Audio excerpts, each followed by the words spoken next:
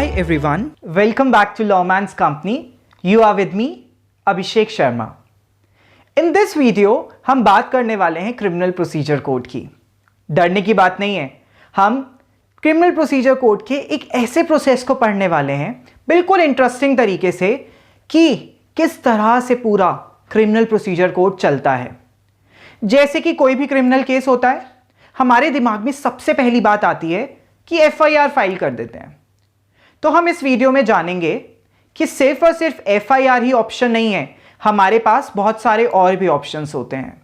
And if suppose आपने FIR file कर भी दी तो क्या प्रोसीजर है आगे का, किस तरह से हम एक जजमेंट तक प्रोसेस पे पहुंच पाते हैं. तो इस वीडियो में हम बात करेंगे सिर्फ और सिर्फ एफआईआर की, और आने वाली अगली वीडियो में हम बात करेंगे कंप्लेन एंड इंफॉर्मेशन केसेस की. सो लेट्स स्टार्ट कि आखिर एफआईआर का एक प्रोसेस होता क्या है. FIR, first information report. आप लोग न्यूज में इस टर्म को सुनते ही रहते होंगे. अगर न्यूज में भी नहीं तो क्राइम पेट्रोल से तो आप सभी लोग वाकिफ होंगे. हम लोगों को जैसे ही सबसे पहले एक क्राइम सीन के बारे में पता लगता है, दिमाग में एक पहली थॉट आती है, एफआईआर फाइल कर देते हैं. तो यस, आखिर चलते हैं पुलिस स्टेशन और फाइल करते हैं एफआईआर. एफआईआर फाइल करते ही सेकेंड स्टेज आती है इन्वेस्टिगेशन, जो शुरू होती है जैसे ही एफआईआर रजिस्टर हो जाए. इन्वेस्टिगेशन क्या होता है? इन्वेस्टिगेशन एक ऐसी स्टेज जिसके अंदर पुलिस ऑफिसर की ड्यूटी है कि वो पता करे उन सभी चीजों के मामलों में जो इस केस के साथ घटित हुए हैं.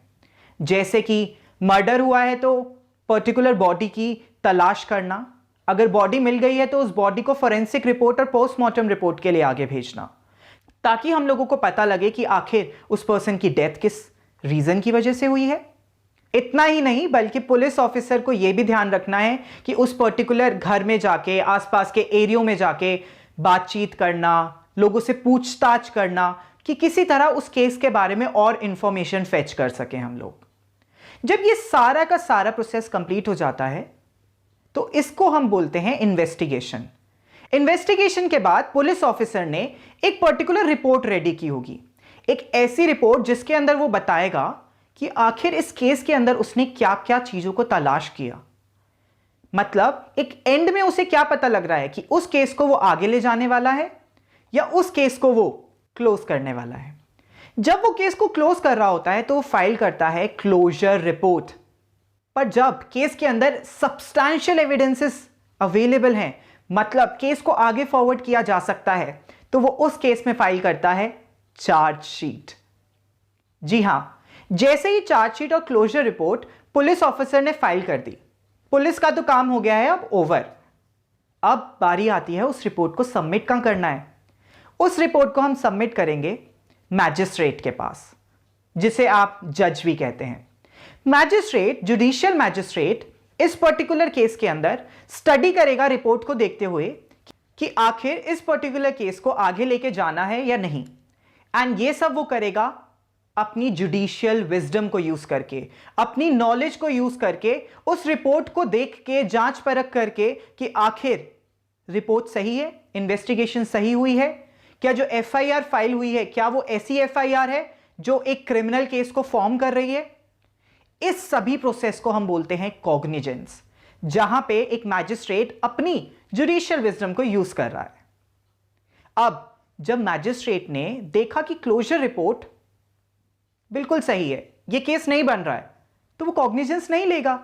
बट हां, अगर मैजिस्ट्रेट को लगता है कि केस में चार्जशीट फाइल हुई है एंड केस बिल्कुल सही भी है, तो वो कॉग्निजेंस को आगे लेगा. कॉग्निजेंस को आगे लेने का मतलब होता है वो इशू ऑफ प्रोसेस करेगा.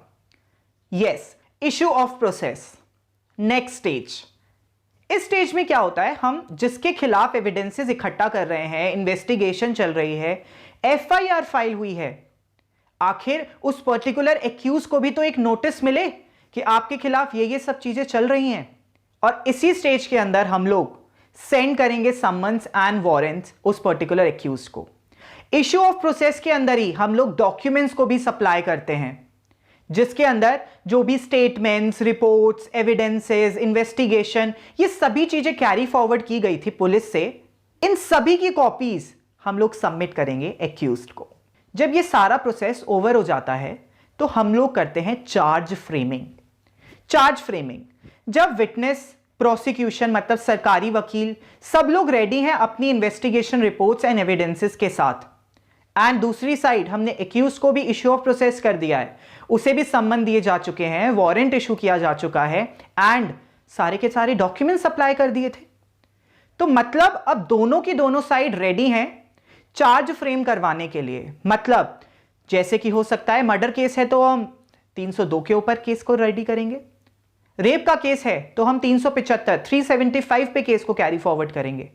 तो इस तरह से एक छोटे से आर्ग्यूमेंट्स होंगे जब दोनों पार्टी डिसाइड करती हैं कि हम इन पर्टिकुलर ऑफेंसेस पे केस को कैरी फॉरवर्ड करेंगे। एंड यस, यहां पे मैजिस्ट्रेट के सामने रेडी हो जाता है चार्ज फ्रेमिंग। एंड यस, जैसे ही चार्ज फ्रेम हुआ हम स्टार्ट करते हैं ट्रायल। ट्रायल एक ऐसी स्टेज जो आप लोगों ने मूवीज में देखी होगी, जिसके अंदर प्रोसिक्यूशन अपने एविडेंसेस को लाएगा, अपने विटनेसेस को लाएगा, और एक्यूज्ड, डिफेंस अपने विटनेसेस को लाएगा, अपने एविडेंसेस को लाएगा, एग्जामिन करेंगे दूसरे के एविडेंसेस को, क्रॉस एग्जामिन करेंगे, री एग्जामिन करेंगे, एंड एक एंड कंक्लूजन पे पहुंचेंगे। एंड कंक्लूजन का मतलब है अब आती है जजमेंट स्टेज। सभी आर्ग्यूमेंट्स, एविडेंसेस की जांच परख करने के बाद, सभी विटनेसेस को कटघरे में खड़ा करने के बाद, विच इज विटनेस बॉक्स, हम लोग नहीं, मैजिस्ट्रेट एक एंड कंक्लूजन पे पहुंचेगा। उस एंड कंक्लूजन को ही हम बोलते हैं जजमेंट।